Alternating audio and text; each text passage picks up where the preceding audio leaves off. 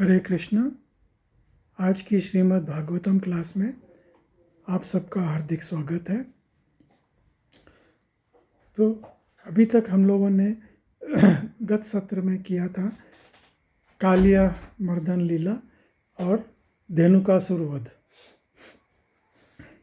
आज की कथा में हम वत्सासुर, प्रलंबासुर के बारे में बात करेंगे।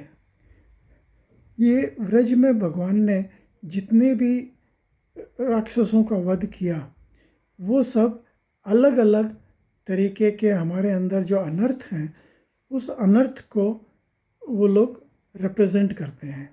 जैसे पूतना जो है वो कपट गुरु, दिखावटी भक्ति, बाहर से प्रेम भीतर से विष, स्वार्थ के लिए भक्ति करना।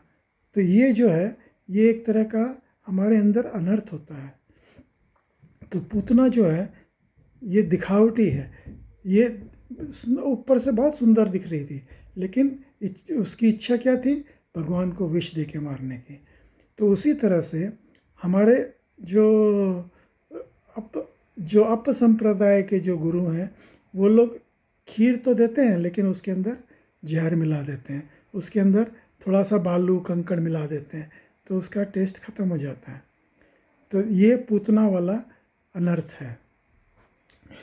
दूसरा जो राक्षस जिसका वध किया, सकटासुर, छकड़ा जो भगवान ने तोड़ा, वो जड़ संस्कार और बोझिल कर्मकांड, हृदयहीन यांत्रिक भक्ति। तो आदमी जो है मैकेनिकल रूप से भक्ति करने लगता है और पुराने संस्कारों के हिसाब से। अभी गुरु के बोले हुए नहीं करना, लेकिन हमने ये ऐसा पहले करते थे, तो वो एक लकीर के फ़कीर को पीटना, ये जो है ये सकटासुर वाला अपराध है। तीसरा जो राक्षस था वो था तृणाव्रत, ज्ञान का अहंकार, तर्क और बुद्धि का घमंड, जिससे सरल भक्ति उड़ जाती है। तो तृणाव्रत में क्या होता है?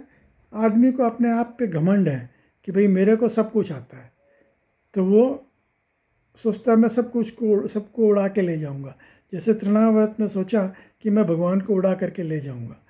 तो ये भी एक तरीके का अनर्थ हमारे हृदय में होता है। वत्सासुर जो है छल और पाखंड भक्त के रूप में लेकर के धोखा देना, भीतर कुछ बाहर कुछ। वत्सासुर जो है वो एक ग्वाल बाल के रूप में आया और लेकिन वो ऐसा सोचता था कि भाई मैं भगवान को उठा करके ले जाऊंगा। तो छल और पाखंड, ये दिखावे की भक्ति, ये जो है ये हमारे अंदर जो है एक अनर्थ है जो कि वत्सासुर को प्रकट करता है। बकासुर, धर्म का दुरुपयोग, धार्मिक दिखावा, भीतर कामना, भक्ति के नाम पर इंद्रिय सुख। तो अंदर कुछ है। बगुला जो है वो देखने में संत की तरह एक टांग पे खड़ा हो जाता है तालाब के अंदर। वो मछली सोचती है अरे ये तो बहुत संत है, लेकिन बगुले की नज़र तो मछली पे रहती है, मछली को फट से पकड़ो और खा जाओ। तो ये एक अनर्थ है हमारे अंदर कि भाई हम जो है वो दिखावा करते हैं, दिखावटी भक्ति करना चाहते हैं। अघासुर पाप प्रवृत्ति, तमोगुण, हिंसा, क्रूरता और अज्ञान को रिप्रेजेंट करता है। तो हमारे अंदर जो है भारी पाप प्रवृत्ति और तमोगुण, हिंसा और क्रूरता भरी पड़ी है। हम ऊपर से दिखाते हैं कि भाई हम जो है बहुत अच्छे हैं, लेकिन हमारे अंदर ये जो अनर्थ भरे हुए हैं। तो ये सब के लिए हमको गुरु की शरण में जाना चाहिए। जब हम गुरु की शरण में जाते हैं, भगवान के नाम का जाप करते हैं, तो हम ये सब से अनर्थों से मुक्त हो सकते हैं। फिर आता है धेनुकासुर। जिद्दी इंद्रिय भोग, विशेष जिह्वा पर नियंत्रण न होना, उपदेश न मानने की हठ। तो धेनुकासुर क्या है? ये एक भैंसे के रूप में आता है, बैल के रूप में, और इंद्रिय भोग, विशेष जिह्वा पर नियंत्रण नहीं होना। हम कुछ भी खा लेते हैं, भगवान का खाली प्रसाद खाना अलाउड है, लेकिन हम कुछ भी खा लेते हैं। तो ये जो है, ये हमारा एक अनर्थ है जो कि धेनुकासुर को रिप्रेजेंट करता है। कालिया नाग, ईर्ष्या और विशेष अहंकार, भक्तों से जलन, वाणी और व्यवहार में विष। तो जो हमारे जो है, हम एक दूसरे से जलते हैं भक्तों से। कोई अगर प्रकृति करता है तो हम उसको नीचे खींचना चाहते हैं। ये हमारे अंदर एक अनर्थ है। तो ये कालिया नाग जो है, ये उसको रिप्रेजेंट करता है कि वो फन उठाता है भगवान को काटने के लिए। तो इस तरह से कालिया नाग हमारे हृदय के एक अनर्थ को रिप्रेजेंट करता है। प्रलंबासुर, मित्रता में कपट, निकटता का अर्थ हेतु उपयोग, उत्सर्ग संबंधी। प्रलंबासुर जो है, ये इस तरीके के अनर्थ को रिप्रेजेंट करता है। और आखिरी में केसी, ये 10 जो राक्षस हैं, उनको भगवान ने ब्रज के अंदर में उनका वध किया था। तो केशी असुर जो है, वो उन्नति की मिथ्या गर्व में बड़ा भक्तों की भावना, सूक्ष्म अहंकार, इसको रिप्रेजेंट करता है। तो आज की कथा में हम सुनने वाले हैं प्रलंबासुर की कथा। तो प्रलंबासुर जो है, वो कंस ने भेजा कि जाओ, जा कर के कृष्ण का वध कर दो।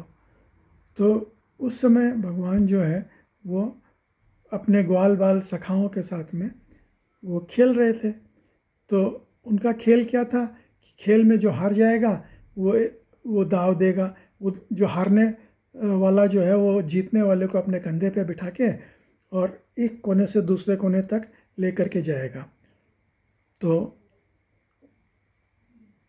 ये भी जो है, प्रलंबासुर भी जो है, वो एक ग्वाल बाल के रूप में और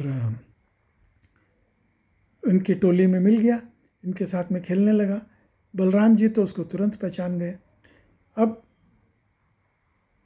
उसने सोचा कि कृष्ण तो बहुत ताकतवर है, इतने राक्षसों को मारा, तो पहले मैं एक काम करता हूँ, पहले बलराम को साइड कर देता हूँ, बलराम को पहले हटा देता हूँ, फिर जो है कृष्ण से लड़ लूँगा।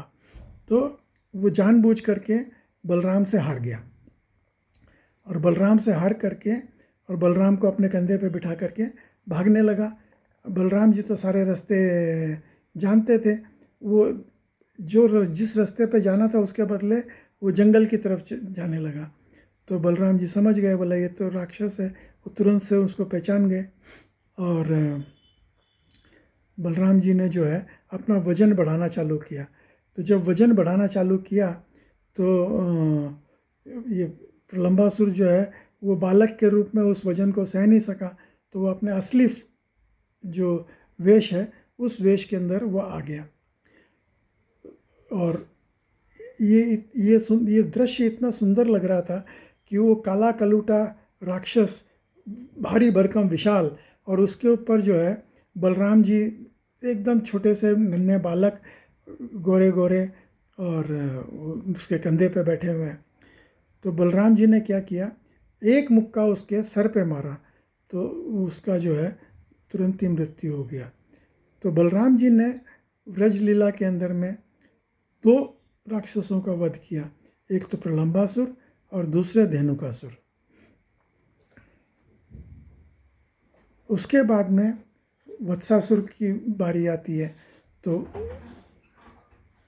कंस ने जो है वो वत्सासुर को भेजा, और वत्सासुर जो है वो एक बैल के रूप में पहुंचा, और पूरे व्रज को उसने अपने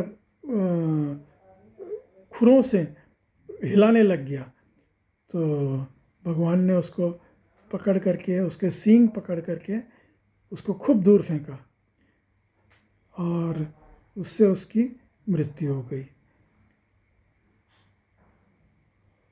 फिर इसके बाद में बारी आती है केसी। तो कंस ने जो है केसी राक्षस को भेजा। केसी जो है वो एक घोड़े के रूप में आया और वो इतना विशाल, हम लोगों ने वहाँ पे वृंदावन के अंदर केसी घाट देखा है। तो केसी घाट बहुत ही सुंदर जगह है। तो केसी घाट जो है वहाँ पे भगवान थे। तो केसी वहाँ पे पहुँचा और खूब जोर जोर से हिननाने लगा। तो भगवान ने क्या किया, अपना हाथ जो है केसी के मुख में डाल दिया और फिर अपने हाथ को जो है इतना गर्म लोहे की तरह उसको कर दिया कि केसी जो है जलने लगा और उसके जलन के मारे वो उसकी मृत्यु हो गई। तो इस तरह से भगवान ने वहाँ पे ब्रज के अंदर ये सारे राक्षसों का वध किया और ये सारे राक्षस जितने भी हैं ये अलग अलग अनर्थों को हमारे अंदर जो है उस अनर्थों को रिप्रेजेंट करते हैं।